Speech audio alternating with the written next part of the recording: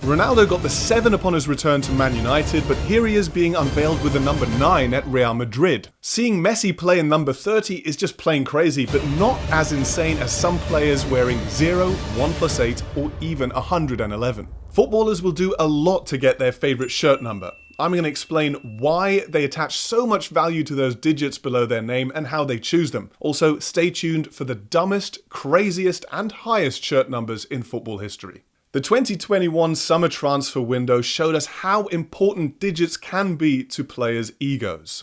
Amid the crazy transfer moves, shirt numbers were a significant subplot. The transfer merry-go-round kicked off when David Alaba moved to Real, where he couldn't wear his favourite 27 due to league rules limiting squad numbers to 25. So he took the 4 vacated by Sergio Ramos, who in turn went to PSG, and took that number off Thilo Kehrer, who was shunted out to 24. Then Messi headed to Paris too, and presumably wanted his iconic number 10, but Neymar wears that. He could have taken the 11 which he wore at Santos and Barcelona, but Di Maria has that number at PSG, having failed to claim it at his previous clubs. So Messi snapped up number 30, as that was what he wore in his first 2 seasons at Barca. Meanwhile, Jadon Sancho went to United, wanted the number 7, but Solskjaer said Cavani had seniority. Sancho took 25 because, 2 + 5 = 7, but then Ronaldo came back to United and he's called CR7 for a reason. So Cavani let it go and the EPL let it happen. Now Cavani has 21, the number he usually wears for Uruguay. I need a break. So where does this obsession come from? Let's go back in time to when players couldn't actually choose their numbers at all. Because history and tradition plays a massive part in this. They were actually first introduced by 2 obscure Australian clubs before they made their way to Argentina and the USA, and then popped up on the big stage in England in the 1933 FA Cup final, with Everton wearing 1-11 and Man City wearing 12-22. To a great burst of cheering, the 2 teams file out, with their shirts numbered for the first time in the cup final. Everton white, 1-11, Manchester dark, 12-22. The classic distribution of shirt numbers stems from the 2-3-5 formation, fairly similar to today's classic numbering, even if this looks kind of odd. Nowadays it looks more like this, and those are the shirt numbers most traditionally associated with the respective positions. As that association grew, some numbers became iconic. That is a major factor in players' decisions on digits. Along with 7, 9 and 10 carry the most prestige. We have a whole video on the number 10 position, so go check that out on our channel. Usually it is reserved for attacking playmakers like Maradona and Messi, but some big-name strikers like Harry Kane, Wayne Rooney and Ruud van Nistelrooy went for it too. Wearing an iconic number makes players feel part of an illustrious club associated with the greats of the game. The number 9 is the classic striker's number, signalling to every fan and defender that this is the man to mark. Alfredo Di Stefano was one early example, followed by legends like George Weah, Gabriel Batistuta, Alan Shearer, and OG Ronaldo. So early on, you were assigned the number 9 if you were the starting striker, and that just stuck. Now, the number 7 is reserved for wingers and evokes a whole host of creative names, in particular at Manchester United, a club where it has actually become absurdly significant. George Best, Eric Cantona and David Beckham wore it, Sancho requested it but was denied as I mentioned earlier, and now Ronaldo is back rocking it again. Sometimes the pressure of an iconic number can get to a player and way too heavy. Antonio Valencia actually switched back to the 25 after failing to find form in his new number 7 shirt. But before players could choose a number to keep, some alternative allocation reasons led to some rather bizarre results, like alphabetical order. Argentina adhered to this policy in the 1974, 78, 82 and 86 World Cups, as did the Netherlands for some of those tournaments. Distributing shirt numbers by alphabetical order led to some crazy results, like Dutch keeper Jan Youngblood assigned the number 8 and Argentinian midfielder Ossie Ardiles donned the number 1. However, on both teams the big stars got to keep their favoured numbers. Diego Maradona wore number 10 and Johan Cruyff the number 14. He incidentally chose the number 14 out of an act of chivalry, because his teammate at Ajax wanted to wear the 7, and 14 was the first number Cruyff picked out of the basket. Those two set a precedent for today's big-name players choosing to keep their number at whichever club they go to, which has become a big deal in today's game because of brand recognition. Players have begun to associate and form their own brand surrounding their own shirt numbers, which has become an even bigger deal in the social media era. Cristiano Ronaldo wore the number 28 at Sporting and initially the 17 for Portugal, but Sir Alex Ferguson handed him the iconic number 7 at United. That spawned CR7, his nickname and an international brand spanning hotels, gyms, and yes, underwear. That was briefly messed up when he moved to Madrid in 2009 because club legend Raúl still had the 7 and was not about to hand it away.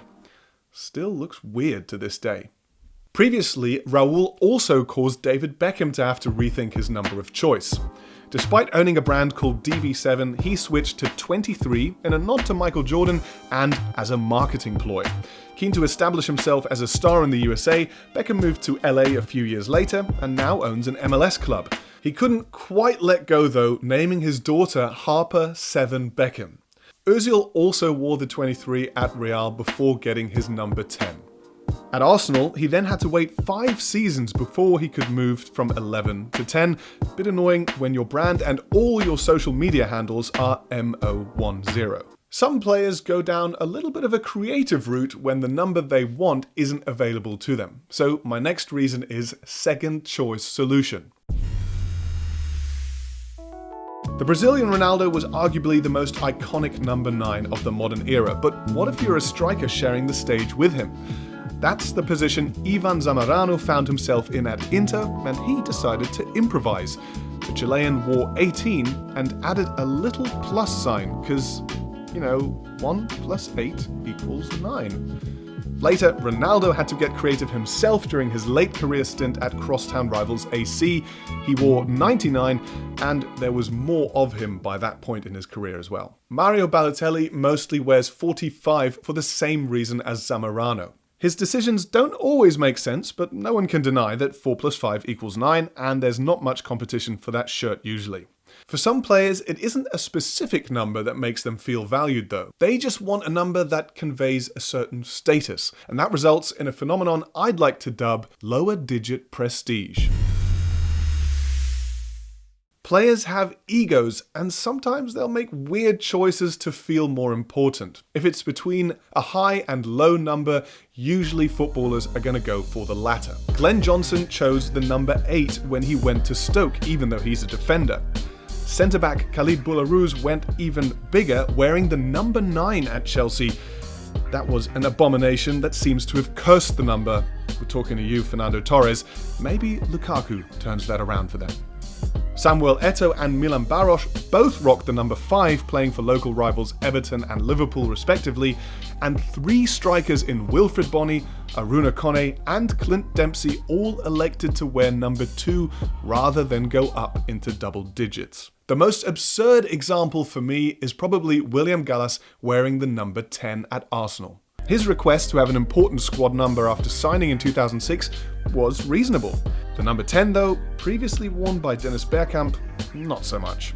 Gallas didn't want the number 3 as he wanted to make clear to everyone he was a centre-back, not a left-back, and Arsene Wenger didn't want to burden a forward with Bergkamp comparisons, so this happened. Proof that some players just want to make sure that their number is lower than 12. So the higher the number, the less important the player usually. But some players are keen to keep the number they were assigned to when they burst onto the scene. Bastian Schweinsteiger kept the number 31 for his entire career. He was given it as a youth team graduate and even fought Marouane Fellaini for it at United. But others aren't bothered about iconic numbers or youth team shirts. They don't want to be clever or creative, they just want to be different and stand out. Goalkeepers are particularly guilty of this. On loan from Roma, Cristiano Lupatelli wore the number 10 between the sticks at Chievo Verona because of the bet he made with friends. Jorge Campos also bucked the trend of keepers wearing number 1. He wore flamboyant custom kits and played a pretty crazy brand of football that saw him regularly switch to striker mid-match, scoring 35 goals at club level. That's why he deservedly wore the number 9 for his efforts. Portuguese shot-stopper Vitor Bahia became the first player ever to wear the number 99 in a Champions League final, and he was eventually emulated by fellow keeper Gianluigi Donnarumma, who, to be fair, also chose it because he was born in the year 1999. Attacking midfielder Adolfo Bautista wore number 100 at Chivas de Guadalajara, the first man in history to wear 3 digits on the back. Then, striker Luizão sported the number 111 at Flamengo in 2006 to celebrate the club's 111th anniversary. But the highest number seems to belong to Tommy Orr, who had an unforgettable debut for Australia in 2010. The 18-year-old came off the bench wearing 121. He revealed later that before the Asian Cup qualifiers began, the Australian FA had to register any potential player and give them a number that couldn't be changed. He was just 16 and was added as the 121st player for Australia as somewhat of an afterthought. That was also his shirt number, and then he was forced to wear it. Technically, the lowest number in football is the number 1, most often worn by goalkeepers. But the Scottish League has pushed that statement to the limit. Firstly, through Derek Riordan, who had 0-1. Following a deadline day return to Hibernian in 2008, he wanted the number 10, but it was taken, so Hibs agreed to reverse it. But you can't go lower than 0, which is what Aberdeen fans convinced their Moroccan signing to wear because his name was Hisham Zerouali. He sadly died in a car crash in 2004, which prompted the club to retire the number in his honour. So now we are wading into weird waters. Footballers need their fair share of luck, and so superstition has yielded some of the stranger choices. Mario Gomez's lucky number 33 saw him reject the number 9 multiple times. Nicholas Bentner raised eyebrows plenty of times in his career, especially when he switched from 26 to 52, which he said was luckier. Spoiler alert, it didn't work out, and there were rumours of him wanting to double his number to signify him being twice the player.